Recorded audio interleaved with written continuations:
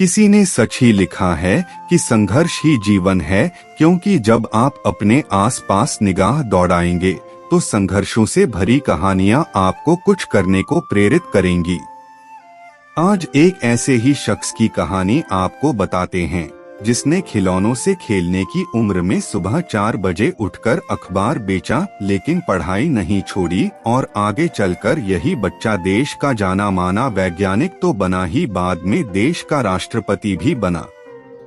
ये कहानी है तमिलनाडु के रामेश्वरम में 1931 में जन्मे एक बच्चे की।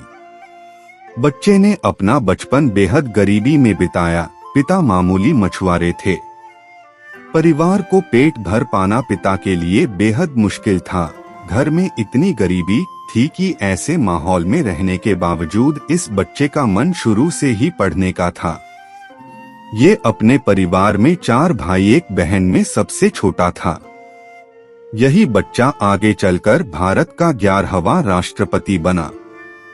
जी हाँ, यह कहानी है देश के पूर्व राष्ट्रपति ए.पी.जे. अब्दुल कलाम की।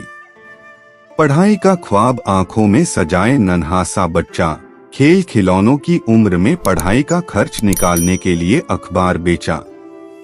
8 साल का बच्चा सुबह 4 बजे उठता, रोजाना के काम के बाद मैथ्स पढ़ने जाता। ट्यूशन से लौटकर रामेश्वरम रेलवे स्टेशन और पास के बस स्टेशंस पर रोज अखबार बेचता था। दिन रात, हफ्ते, महीने, साल बीते। वो मेहनती छोटा बच्चा 5वीं क्लास में आ गया।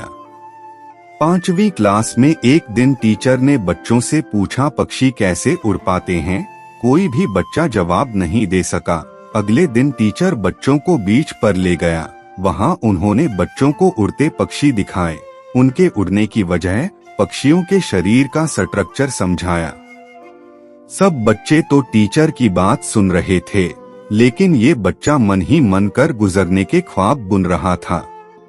बच्चे ने इसी दिन भविष्य में एविएशन में जाने का ठाना।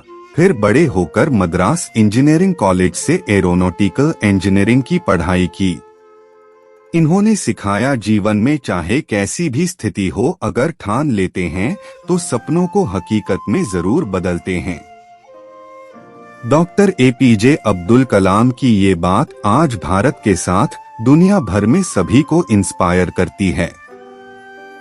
27 जुलाई 2015 को IIM शिलांग में छात्रों को लेक्चर देते समय कलाम को दिल का दौरा पड़ा और कलाम हमेशा के लिए अलविदा कह गए।